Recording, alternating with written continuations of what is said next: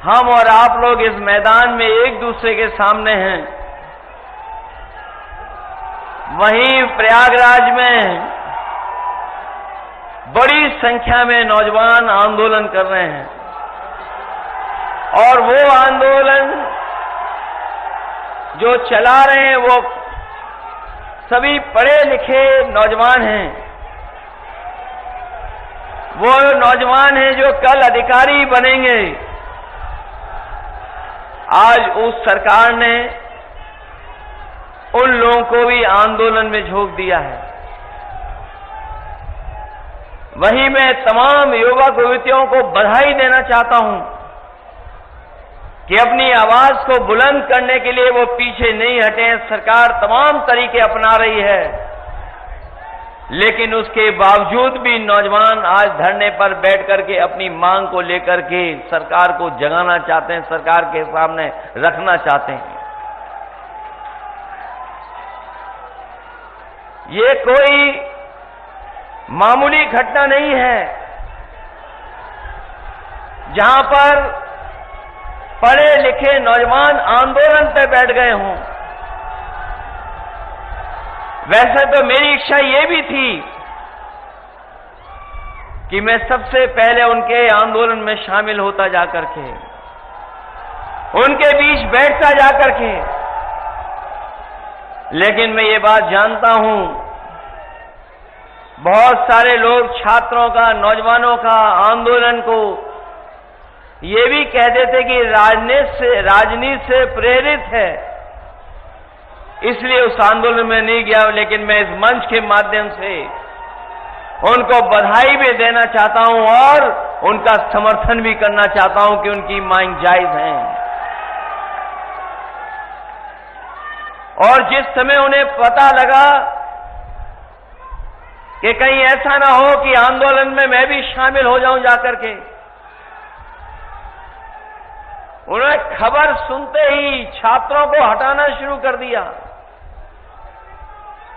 कई छात्रों को हटाने में कामयाब भी हो गए। जो हमारी बेटियां बहनें बैठी थीं, उनको बिना महिला पुलिस के लोग उठाने लगे जाकर के, और जो नौजवान थे वो शादी वर्दी में पहुंच करके उठाने लगे। इस कायराना व्यवहार के लिए मैं सरकार की निंदा करता हूं। इस लोकतंत्र में इससे ज्यादा शर्मनाक घटना और कोई नहीं हो सकती जो प्रयागराज में, इलाहाबाद में इन्होंने छात्रों के साथ किया है और जो ये नौजवान धरने पर बैठे अपनी मांग को लेकर के। ये वही सरकार के लोग हैं जो लोग ये कहते हैं कि 1 नेशन 1 इलेक्शन। ये सरकार वो है जो कहती है 1 नेशन 1 इलेक्शन। लेकिन सोचिए उत्तर प्रदेश में एक चुनाव नहीं करा पा रहे हैं। चुनाव तो छोड़िए, जो हमारे छात्र नौजवान हैं उनकी परीक्षा भी नहीं करवा पा रहे हैं।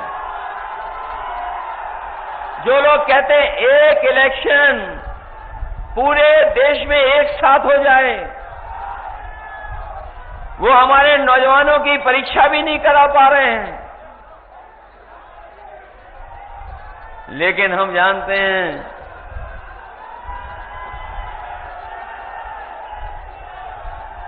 ये भारतीय जनता पार्टी में और इस सरकार के एजेंडे में न नौकरी है, न सौहार्द है, न भाईचारा है। इनका कार्यकाल देख लीजिए,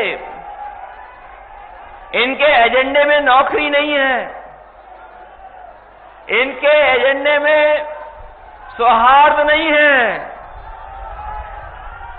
और अभी तक तो न जाने कितने हम लोगों ने घटनाएं देखी होंगी जहां पर इन्होंने युवाओं के भविष्य का धोखा करने का काम किया है। जिस समय लोकसभा का चुनाव था, आपको याद होगा, हम लोग ये बात जगह जगह कहते थे कि ये सरकार वो है जो पेपर लीक जानबूझ करके कराती है। और पेपर लीक इसलिए सरकार कराती थी क्योंकि नौकरी इनके एजेंडे में नहीं थी। और उसी का परिणाम यह है कि इन्होंने नौजवानों को नौकरी नहीं दी, उनका भविष्य अंधकार में धकेलने का काम कर रहे हैं। ये भारतीय जनता पार्टी का इतिहास बन गया है कि अगर पेपर लीक होगा तो उसमें भाजपा के लोग शामिल हैं। पेपर लीक में भाजपा के लोग शामिल हैं। परीक्षा प्रणाली में हेराफेरी करने वाले में भी भाजपा के लोग शामिल हैं। परीक्षा की तारीख भी टालने वालों में भाजपा ही के लोग शामिल हैं। और सबसे ज्यादा परीक्षा रद्द हो जाए उसमें भी भाजपा ही लोग शामिल हैं। आरक्षण मारने वाले भी भाजपा ही हैं और रिजल्ट लटकाने वाले भी भाजपा ही के लोग हैं। और अगर रिजल्ट बन भी जाए, आ भी जाए, तो कोर्ट में भी लटकाने वाले अगर कोई हैं तो वो भाजपा वाले हैं। नौजवानों के भविष्य के साथ बड़े पैमाने पर खिलवाड़ कर रहे हैं। और इधर तो जब से समाजवादियों ने पीडीए का नारा दिया है, इन्हें डीएपी भी पीडीए ही नजर आने लगा है। ये जब दूर से देखते हैं डीएपी, उसे में भी पीडीए दिखाई दे रहा है इनको। ये अक्षरों से खिलवाड़ कर रहे हैं, अक्षरों से।